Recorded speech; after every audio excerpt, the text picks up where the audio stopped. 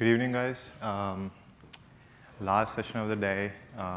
Let's get it over with and go and have some cocktails. All right, so my name is Premal Shah. I'm one of the co-founders at 6th Sense. And the topic of the talk is instrumenting your instruments. Basically,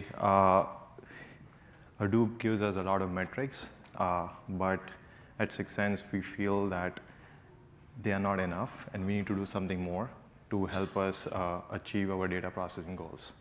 So this is the agenda. I just want to give a brief intro on what 6th Sense does. How do we do it? How does our pipeline look like? Where is our infrastructure? The challenges, and how do we plan to solve them? So actually, before I get started, how many of you actually support Hadoop in your organizations? So you might feel the pain that we do. OK, so what is 6th Sense? So we do predictive analytics in the B2B sales and marketing space. If you look at our customers, they are mostly technology companies that are selling to other big or small companies. And the goal is to actually help their sales and marketing teams be more efficient. We give an example. So marketing, normally runs ads, does email campaigns. They are casting a wide net to attract new customers. They are actually spending a lot of wasteful money in advertisements. So at 6th Sense, we help them get a targeted list of customers who are actually early in their buying cycle, trying to do research on products that our customers sell. Similarly, the sales teams, they make a lot of outbound calls, write personalized emails, try to engage customers, try to close the deal, right? But again, there's a lot of wastage in that whole cycle, and we give them a targeted list of people that are way into the buying cycle, have done a lot more research, and are ready to engage the sales teams and buy the product. So this is a sample output. At the bottom, there is a buying funnel that most of you are probably aware of. But there are a lot more companies at the top. When they start doing the research and they keep going down the funnel, some may drop off. Some enter the funnel midway. But if you look at the top, there are 4 different companies in different buying stages. And it depends on our customers' marketing and sales teams which part of the funnel they're going to target and actually drive people to the next stage. There is also something we do which is called profile fit. It's basically a signature of what kind of companies have been buying your product in the past, and that's why they would qualify to be a strong profile fit. So an example would be Cisco selling core networking routers to telecommunication companies. However, if a healthcare company starts showing up here in this list, it would definitely not have a strong profile fit. Cisco would not even contact them. So this is how we actually do it. We get a ton of first-party data from our customers, so all their web data, their CRM, and their marketing automation data. We also get third-party web data from our partners. Those are B2B web publishers where people would go and do their research online. Combine that with some search data and ad impressions. The data science team now builds models and tries to figure out the patterns of what is driving customers to actually buy your products. And then the engineering team is making sure that those models are used and scored, and they're scoring all the data in production, and the data is returned back to the customers. So very simple pipeline, a 10,000 feet view, customer systems on both sides. We get the data, we process it, and we export it. This needs to happen every day for each and every customer. If we dig into the processing box, this is what a normal processing framework looks like. There are a bunch of jobs, and they trigger the next phase, and it's a regular DAG with the data being pushed back to the customer. However, in the real world, basically, things don't just work normally, right? Jobs will fail. Some will run really slow. Some will have transient errors. There will be other errors that need to be fixed immediately. And that was the DAG of one customer, and we have a bunch of them running on the same infrastructure. So now we have to quickly respond to different problems and also keep scaling our infrastructure. So these are the pipeline components we use. Hadoop and Mesos combination, and this is the actual workflow. So we have Chronos running on Mesos, which is basically triggering jobs at regular intervals, mostly right after midnight. It says, okay, it's time to get new data from the customer. And once it's done doing that, it puts something in the queue. And then Marathon picks up these objects from the queue and then triggers jobs. Either they are just yarn MapReduce jobs, queries running on Hive or Presto, or just simple Python scripts. Now, about 90% of our processing actually happens on Hive.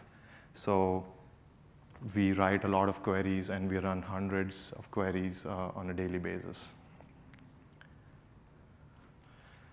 We are set up in AWS. Simple reason at our scale and size was we wanted to be elastic. If a number of customers grow, or we had to rerun processing, we could just add more nodes on the fly and bring them back down. Obviously, easy to experiment different instances and not having to pay the capital expenditure to set them up. The Hadoop infrastructure also obviously runs on AWS, but we have separated the data nodes and the node managers. The data nodes run on on-demand or permanent boxes, while the node managers are mostly on spot instances, and I'll talk about them in detail later. Also, most of the data actually sits in S3. So that's kind of counterintuitive in some ways, but it allows us to actually have a disaster recovery mode where if HDFS gets wiped or we need to move to a different region, we can just recover everything from data sitting in S3. All the intermediate data that gets generated sits in HDFS. All right, so here's the problem. We have tons of people running queries on Hive, and I kind of call it like a brute force approach where they get something working and then they push it to production. And at that point, the queries start performing poorly over time because either they are looking over way more data than they used to back when the query was written, or as I showed earlier, right, every customer has their own DAG, and let's say they have their web data coming in. Different customers have different amounts of web data. The larger ones have gigabytes or terabytes coming in daily, while smaller ones, it's sometimes just a few gigs. They also have different number of columns. Some have over 400, while the others will be 30. So they are not consistent in their behavior, but we do write the same query that applies to all of them and processes the data. So over time, what we see is the query performance drops, and we don't really know what's going on. Also, we have to process their data within a 24-hour time period and push it back to them. Mainly because, let's say they get new accounts or contacts that they need to get scored. We are responsible for making sure that their SLA is being met. The data is returned back to them within 24 hours so that they can immediately act on those people. So what we internally started thinking is Hadoop will give you metrics when you go to the Node Manager UI, and there is a history, but you cannot really compare the performance of the same job running day over day over a period of a month very easily. So also, like if you run a query or another MapReduce job, it might have multiple stages, right? So the data flowing from one stage to another might change in volume over a period of time, and that might affect performance, and we don't know what's going on. So we started working on this project recently to actually aggregate and store like the Hadoop metrics data so that it becomes easily searchable, and we can actually drive a lot more information from it. So in general, if you look at like Hive, what actually affects the performance? We have non-performant joins. Sometimes there are joins on columns that have empty values on both sides that will lead to a blow up in the data. You have queries running over non-partition tables, even though the data could be easily partitioned. There are queries which have a where clause in them, and they eventually only return like a percentage of the data, a small percentage of data, but we are still going over everything when we run the query. If you don't bucket the data properly, again, you will have like join issues, right? Going down to the Hadoop layer, you have different file formats, different compressions, and data locality. So one size does not actually fit all, and this is the problem we are trying to solve.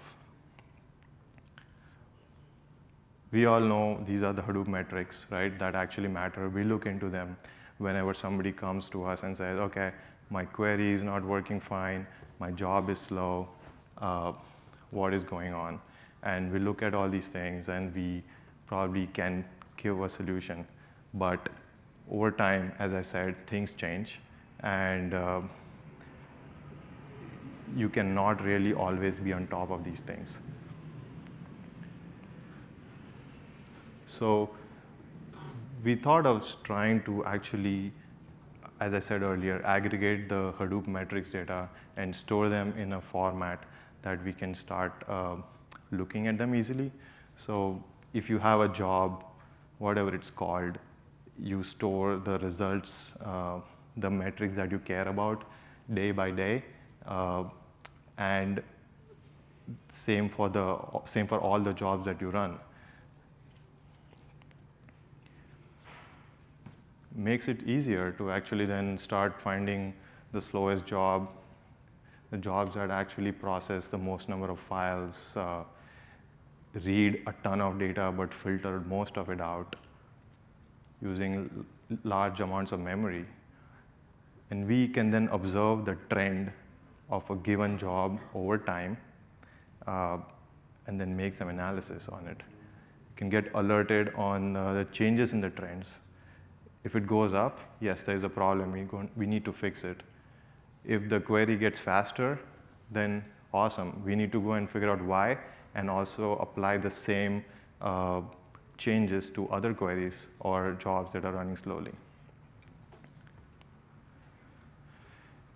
Eventually, we want to let the system analyze the past performance and tell us what can be done, what changes can be made to existing queries or jobs in terms of the storage formats, compression types, partitioning columns, bucketing, etc., so that the recommendations are pushed back to the users of the system and they can learn from it and make changes on their own. They become self-sufficient in many ways, and the system is also learning about what is actually working in your cluster. Then it helps us answer optimization questions like which is the slowest job in the system, which is causing the bottleneck. We have errors happening on jobs every single day.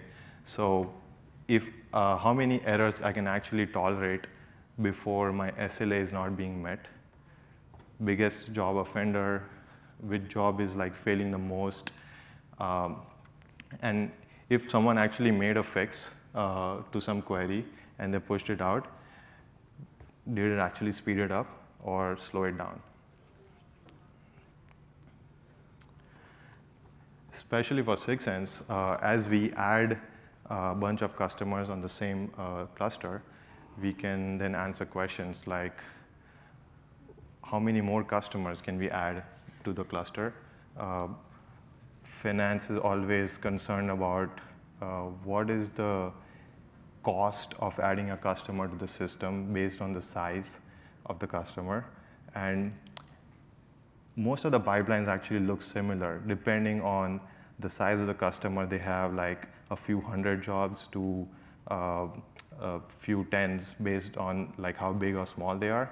So, but we do have some common jobs to most of the customers' pipelines. And if we create a new entry in the DAG, we need to add it to every single customer's pipeline. So what is that going to do to the pipeline in terms of will we still meet the SLAs or we'll need to expand the cluster size? So this was a quick one. So I will just take like a few minutes to do a vendor shout out. So as I said earlier, most of our node managers actually run on the Spot instances, and we have over the last few years at least saved close to $1,000 a day running on Spot instances, and that's because Cluster K, we were one of their earlier beta customers. They got bought by AWS, and now it's called Spot Fleet. If you are on AWS, you should check it out. It allows you to balance various different instance types inside a same cluster, so that if price fluctuations are taking away certain instances, they will have you covered by adding other instances. We send a bunch of our logs to Sumo Logic so that we can actually do anomaly detection on behaviors, on changing behaviors of query performance, etc. And the last one is something we started using a few months ago. Previously, we were using Ganglia to monitor Hadoop, and had still not set up something like Nagios to alert us on like instance failures or service restarts. But these guys have a pretty neat solution.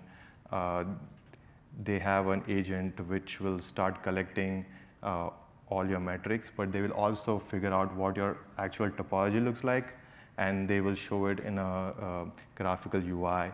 They will figure out what services run on each of the hosts. Is it running HBase, Node Manager, Region Server, etc. And they will start adding the metrics and monitors for those services automatically. They also have a bunch of AWS metrics, and obviously the CPU, memory, and disk space metrics. Recently, they added container metrics for Docker, and then you can also pump in like any other custom metrics that you want. And now you can like start creating anomaly detection monitors inside the system so that you can now get alerted. So our goal is to actually build out the system that I just spoke about over time so that we can actually analyze the behavior of our jobs. I don't know, hopefully that is also useful to you guys. So this is my contact information. If you feel like you can join us in building this out, feel free to contact me. And thank you. Any questions? Any questions?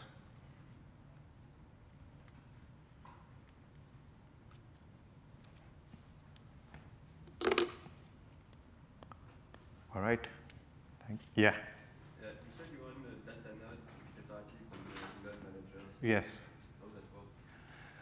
Well, obviously it has impact on the network performance a little bit, but we actually save a ton of money by not running hundreds of data nodes, but only a few, and they are constant. They don't go away. But the node managers we scale up and down as and when required. So it works in the terms of like costs. So it's way cheaper to actually run it. I'm sure there is a slight network performance that it causes. Okay. Thanks.